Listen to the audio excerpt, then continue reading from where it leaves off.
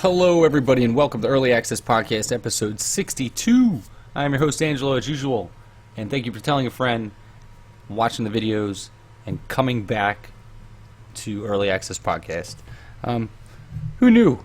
62 episodes in, I'd still be doing this. I sure as shit didn't. I did it on a whim. I wanted to do something with my time, play more games, create some content, because my day job isn't satisfying that itch for me. So this was an outlet for me to, put myself out there, be creative, and it's turning into its own little empire here. However, brings me to one of the topics of this episode, which is it's just been a slow couple weeks. There's been a handful of games like today that I only grabbed 3 early access games. It's just this time of year, I suppose. Last podcast, there's only 2 early access games. So, what are you going to do? I can only review so many games at a time anyway. And some of the games that have come out are things that I'm just not interested in. And I'm not going to bother reviewing stuff that I just don't have a vested interest in, or not a vested interest in, but just a general interest in, because I don't think it's fair to the game.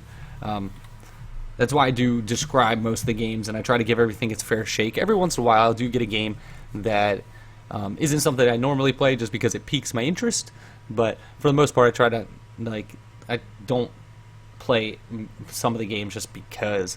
But anyway, first thing is that the Rainbow Six Siege beta starts tomorrow.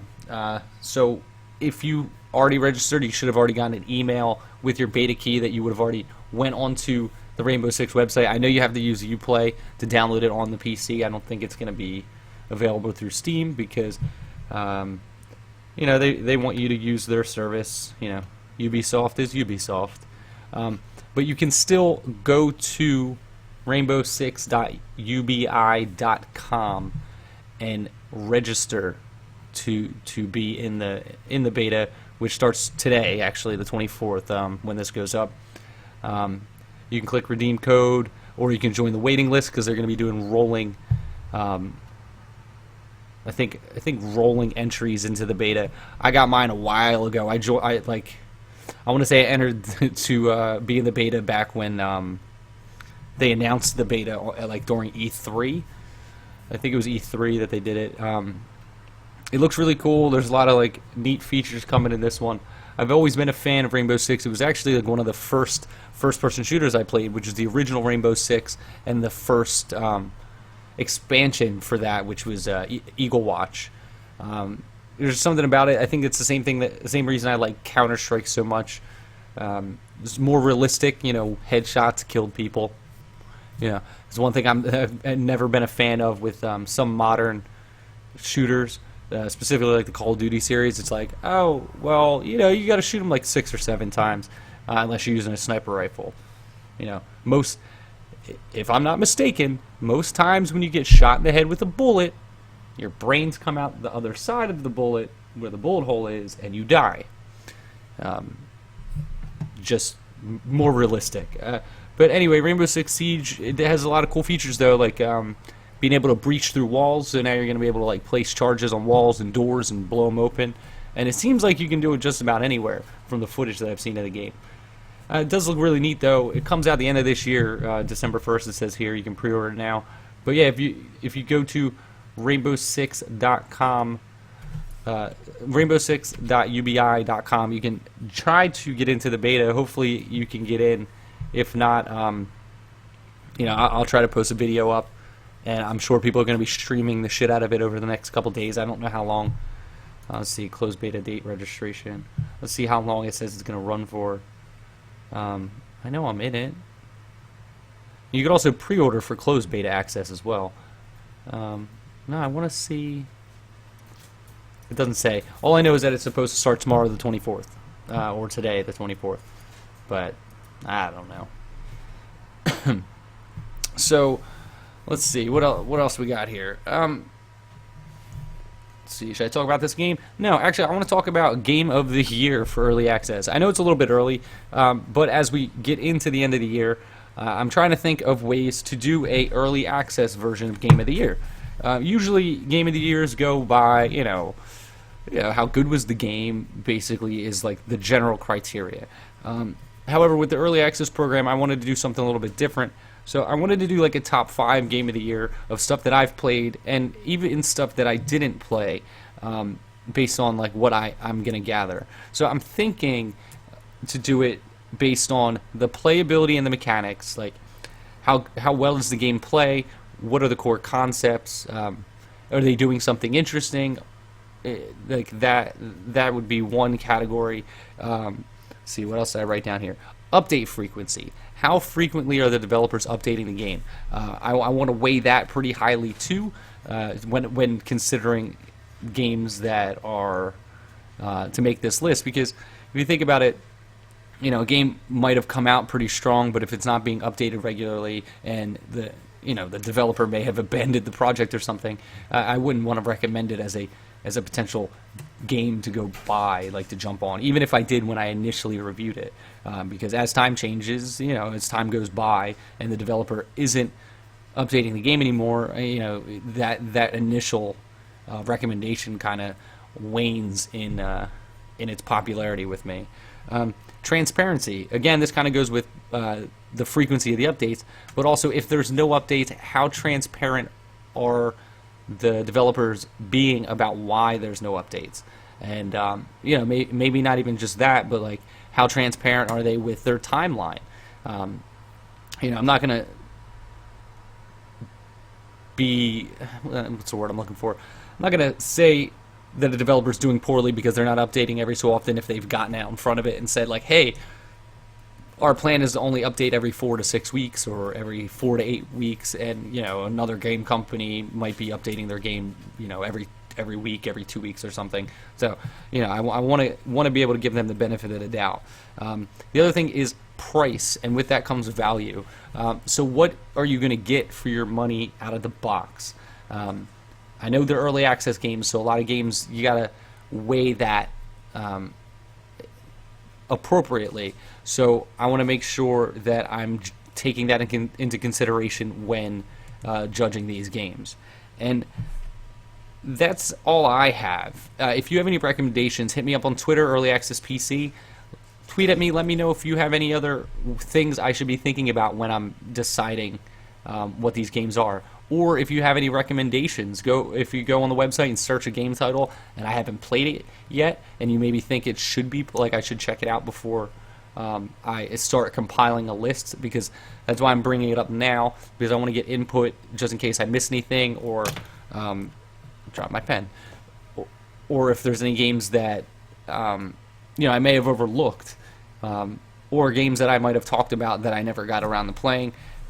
So I want to go back and try to compile a list, try to get the games that I wanted to play, get some more time in with some of these games, because some of them I don't get to play that long because they're in busier weeks. Some games I got to play only 15-20 minutes of to get a review up. So that's why I want to start doing this now, and I'm going to start revealing the list over the next couple months. Probably not every episode, but every once in a while I'll mention some of the games that I've picked so far, and not in any particular order, and not actually the final list, but games that I am looking at, or I will probably start talking about some of the games that I go back to look at, because with it being slow, as I originally stated, with it being slow time in just games in general, the fall tends to be a slower period until the holiday. I want to be able to take this time to go back and re-review some of the games that I've already reviewed. So you're going to be seeing a lot, not a lot more, but you will see a couple re-reviews, or I guess reviews in general, because most of these are pretty much previews. But you will see me go back and start looking at some games that I did when I first started, just to see where they are today. That is the whole point of this podcast and the website, is to keep tabs on what the games are doing over time. So it's been 6 or 7 months now since we started the early access podcast. So I think it's a good time to go check in on some of those games. Other than that, all I've been playing is I'm still, way deep into Destiny. I know this isn't the Destiny podcast, but just been way deep into that.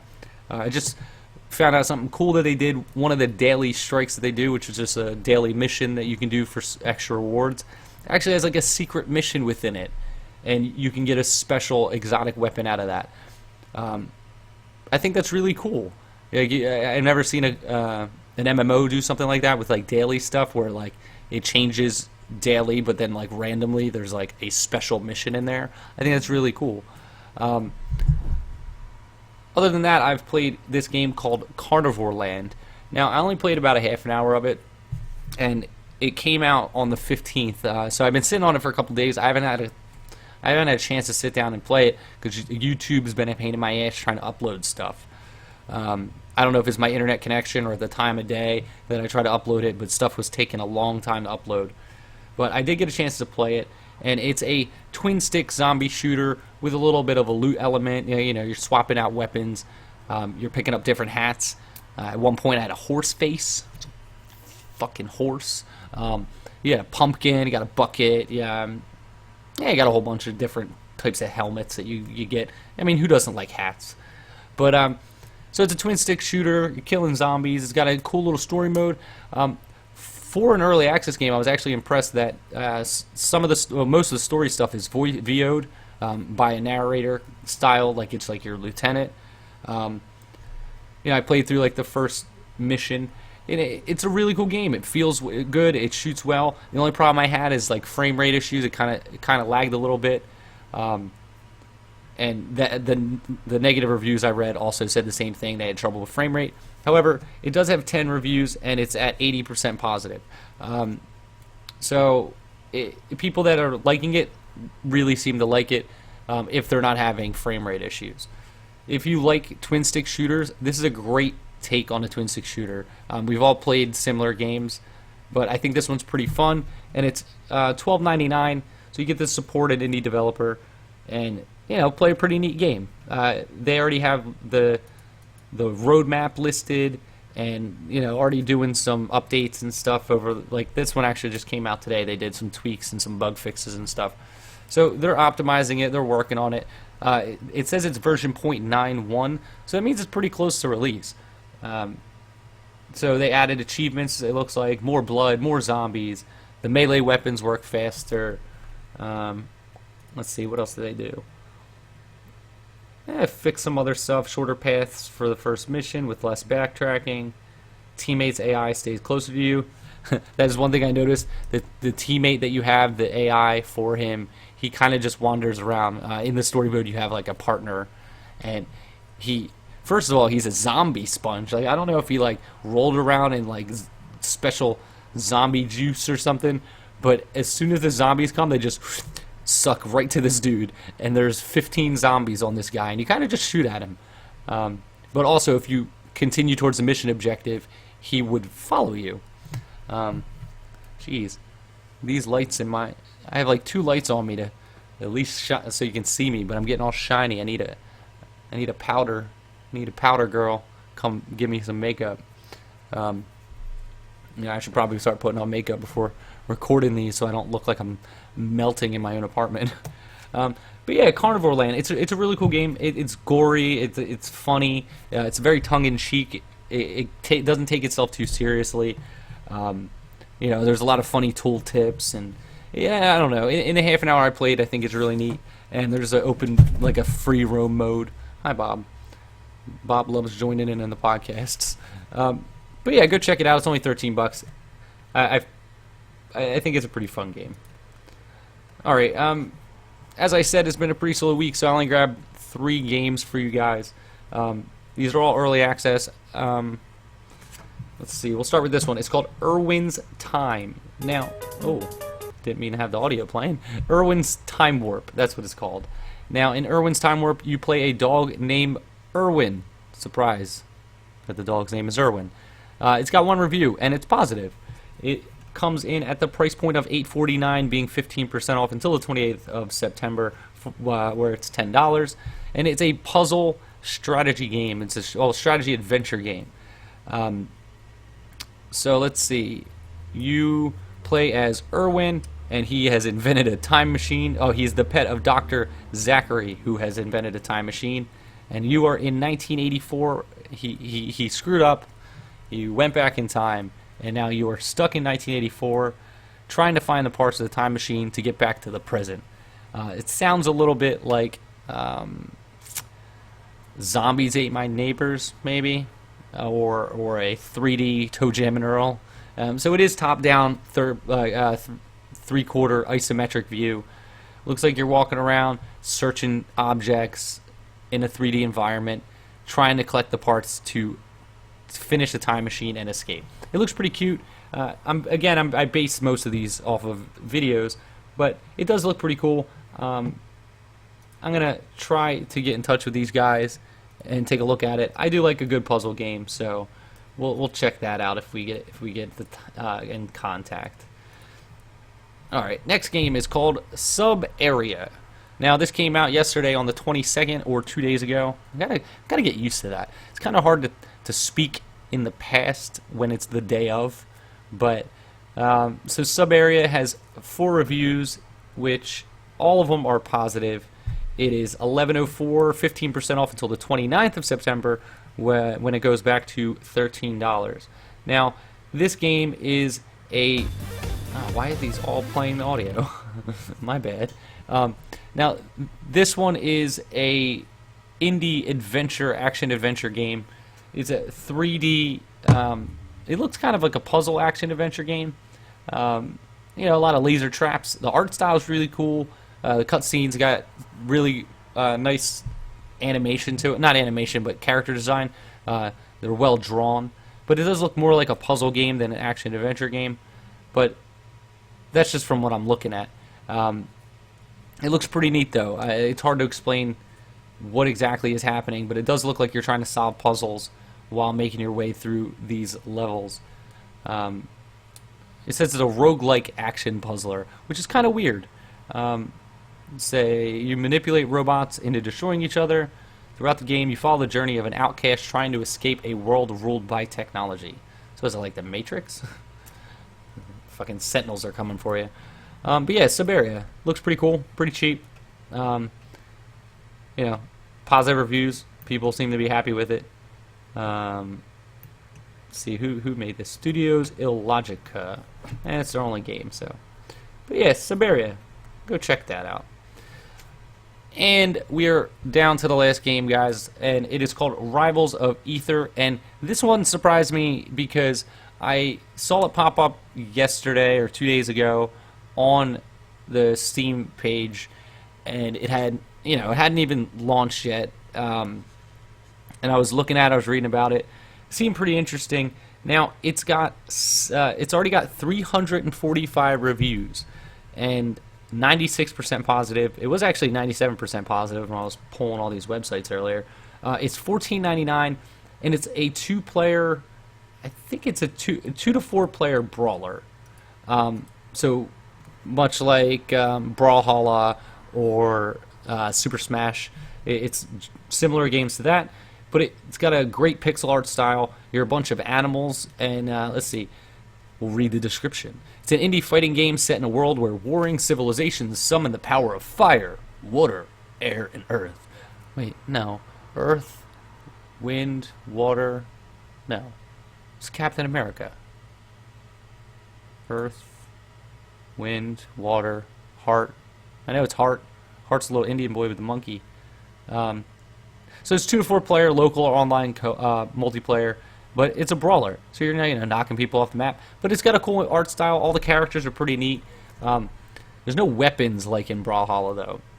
So this is a lot closer to a Super Smash than you would get, than you would see in Brawlhalla. I have to imagine they were kickstarted or something, because to go from launch to that many reviews. It's pretty good. I don't know who the guy is that made it. Dan Forness, Fornace, F-O-R-N-A-C-E, Dan Forness. Yeah, I don't know who that guy is. So either he's got a huge social media pull, or the game was kickstarted. And actually, we will check. Rivals of Aether. Steam, Reddit. It's on Reddit already. It was talked about on Polygon. It was greenlit. Apparently, it's been around since 2014, and it's just getting into early access. So that's kind of cool. So yeah, it seems like they're using early access as a means to balance the game, though. So that's what it is. They're balancing the game for launch. It looks pretty cool. I don't know. Go check it out. If you're a big fan, if you're a fan of brawlers, it's probably worth your time and your money. There's not too many, and everybody's used to Super Smash being the pinnacle of brawling multiplayer games. But with Brawlhalla having recently come out, and now what looks like a competitor to that in Rivals of Aether, you got a couple games to choose from now. You can pick the one that you like the best, or you're the best at. Yeah, it's pretty cool. But unfortunately, that's going to do it for this episode, guys. I know it's a little bit short, but like I said, there hasn't been much launching since like the beginning of September. So I did put up a video for Carnivore Land, so you can go check that out at youtube.com/earlyaccesspodcast. Follow me on Twitter, earlyaccesspc. Instagram, early access on Instagram. I haven't checked it in a while, but I don't know, maybe I'll start posting some more pictures. Actually, here, I'll post a picture right now while I end the podcast. I will post a picture of me podcasting while I talk about how I'm posting a picture of me podcasting. So we'll click the little button here, and then we will flip the screen around. I don't know how to do that. Here we go. And then we will. There we go. There we go. Sorry for the awkward silence. Oh, that picture's terrible. We're taking another one. I seem to have I smiled weird. I smile weird. I was like, nah. So there we go. Next. Recording the next episode of Early Access Podcast. Boom. Hashtag indie game. Hashtag podcast.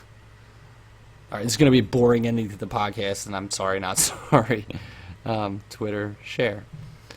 Alright, so there you go. So go follow me on the Instagram. It's early access on Instagram. What else?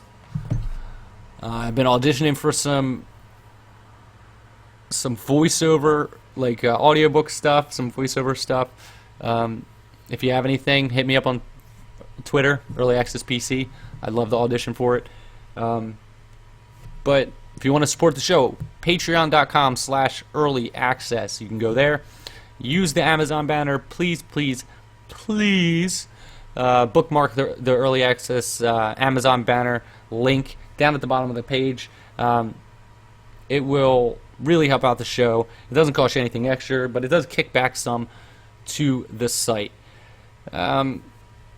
That's it. That's all I got for you guys. So until next time, I'm Angelo with Early Access Podcast and earlyaccessmedia.com. And go play Rainbow Six Siege tomorrow, because video games. I'll see you guys next time.